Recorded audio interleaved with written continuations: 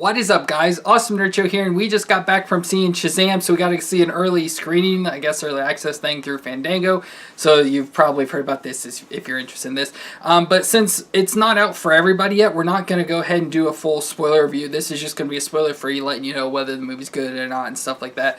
And then when the movie actually comes out on the release date, I think of April 5th, we'll then put the video up of the actual spoiler review and everything, so you can look forward to that if you haven't, if you want to see that and stuff on April 5th once the actual movie comes out.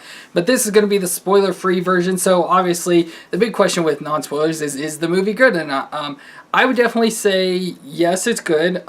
I would say it's definitely not the best movie ever, but I think it's definitely still heading in the proper direction for DC, you know, to go along with Aquaman, which I really enjoyed as well too, and then probably before that we had Wonder Woman and stuff. So far they're continuing in their march towards, you know, the good direction and stuff of good movies. It's colorful, fun, all that sort of fun stuff to go within a movie and everything. So I definitely say it's really a good, fun movie to go and see. So it's definitely, I'd probably say, worth it and stuff, going to see the movie and everything, and it's, you know, not going to be the normal DC stuff you've seen from the past.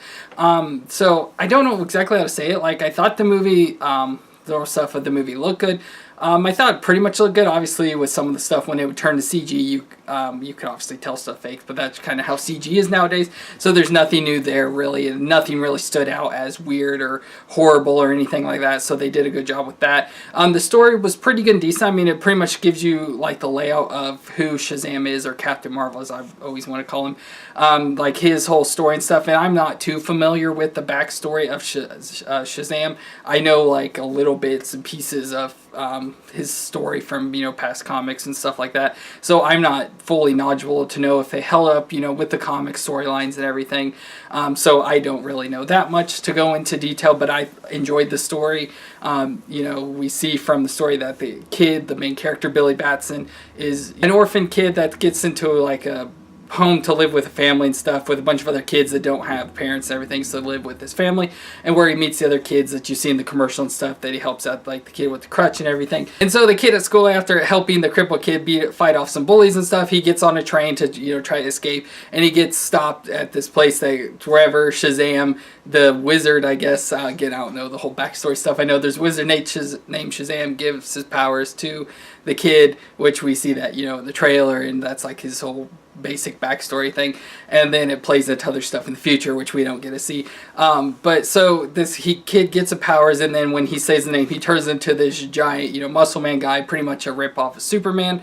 And so that's just what this kid is, and he's got superpowers, and then he, you know, saves the day and stuff. So we pretty much got all that, and then we also had stuff thrown in with the villain of Dr. Savannah and how he pretty much, you know, went a similar round stuff, and then you see how he gets his powers and stuff, and then the, like, sort of additional powers, I guess you could say, gets thrown in with him, so for him to be able to face off against Shazam and stuff. And I enjoyed that part, because that, you know, I had no clue about or anything, or didn't expect what they were going to do with that, which I really enjoyed. And so upon figuring out, you know, how to beat the villain, we get the rest of the family gets introduced, and then if you know anything, I won't, you know, go into trying too heavily spoilers or whatever, but there's a thing called the Marvel family from, like, the comic stuff, just a whole family of a bunch of different, what would be Shazams or Captain Marvels, and so that's kind of fun and brought in as well.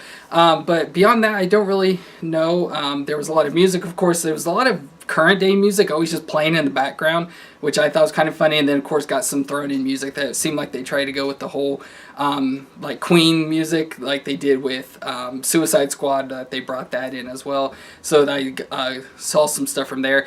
The movie has a lot of comedy in it, which of course, you know, DC gets a lot of shit about being dark and menacing and everything, but they brought a lot of comedy into it and stuff, and it was a lot of good comedy. I just don't know how well it'll hold up over time, personally, for me, but it was really fun and enjoyable, especially with all the, like, teenage kids and stuff. That was a lot of fun to deal with and everything. One additional thing I want to say is that there are some in-credit scenes. There are two of them, one in the mid-credits and one at the very end. The mid-credits is, I would say, probably worth staying around for. It actually, you know, seems like fitting with the story, probably sets up stuff for the future. But then the in-credit scene is just kind of a fun, a little additional scene if you want to see it, you know, get a laugh or something at the end, based off a past DC movie and stuff. That's kind of fun in there as well. But but you obviously, it's not really worth much of anything. So there are those two to look out for. So I guess that'll take us into our rating. So for me, again, I enjoyed the movie. Didn't think it was the best, but I still really enjoyed it. I laughed. I said I liked the story. I thought the action was good. So overall, I thought it was still pretty good. But like I said, to me, it still wasn't the best. Like with most recently, the Captain Marvel movie, I enjoyed that more. I know a lot of people didn't. That's been a whole thing. But I enjoyed that movie a lot more than this, not a lot more. But for a rating out of 10, so of course for us, usually right in the middle is, 5 is a completely average movie, nothing bad, nothing good, just right in the middle. I'd probably have to go with maybe a 7, maybe down to like a 6.5, but I'd probably go with more of a 7, because like I said, I like the comedy,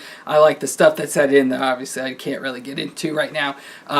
There's some other stuff in there, but I just feel like after thinking about it, I don't feel this will be a movie that I'll enjoy many more times, which is a big thing of how I like rate movies and stuff. So I just feel that's kind of lacking in that I don't feel there's enough there to make me want to watch this movie multiple times and enjoy it. So that's the only thing that's lacking on my end of it to make it, draw it down a little more. But I'm just going to go ahead with a 7. So bro, what was your opinion? I am going to go with a 7.5. I usually go with 9s because I'm not one who likes to pick plot holes and stuff out, but there were plot holes I feel were glaring issues in this movie. But based on the other DC films, I feel this one's currently tied in the second spot with Wonder Woman. Aquaman is number 1. Oh, yeah. And then Wonder Woman and Shazam are definitely both second. Like, Wonder Woman's not better than Shazam, and Shazam's not better than Wonder Woman, in my opinion. I know, like, especially, of course, with the whole Captain Marvel stuff recently, people have said, I've seen a lot that, Wonder Woman's a much better movie and everything, which, of course, I haven't seen Captain Marvel multiple times to, like, judge it against that.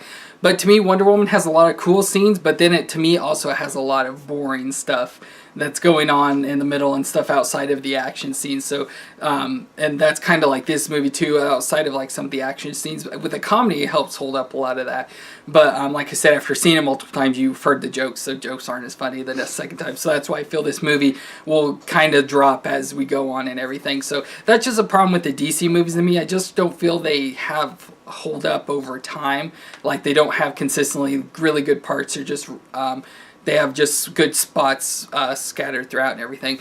So that's probably going to be it for our review. I don't really know much else to add that's non-spoiler. So if you were wondering about the movie or anything like that, that's what this was for. So if you want to see it, that's what our opinion is. Obviously, you'll get your own opinion if you go see it once it comes out. I definitely think you should go see this because it's building DC in the right direction of where they need to go. Yeah, so right now with like the Batman, Superman stuff, like that's not where they needed to be. They went away from the Zack Snyder directing everything, and they're bringing in different directors now. And I feel they're just trying to tweak it to get it to that Marvel level. Yeah, it needs which to be. is what it seems to be going in with the use of the villains and the colors and music and all that stuff that they're going to now. So that's going to be it for our spoiler-free review. So I hope you enjoyed. If you have seen the movie, let me know in the comments. Try to be spoiler-free, but I know it's the internet. Everything doesn't work like that. But let me know with your opinions in the comments down below. But thank you all so much for watching, and we'll see you next time.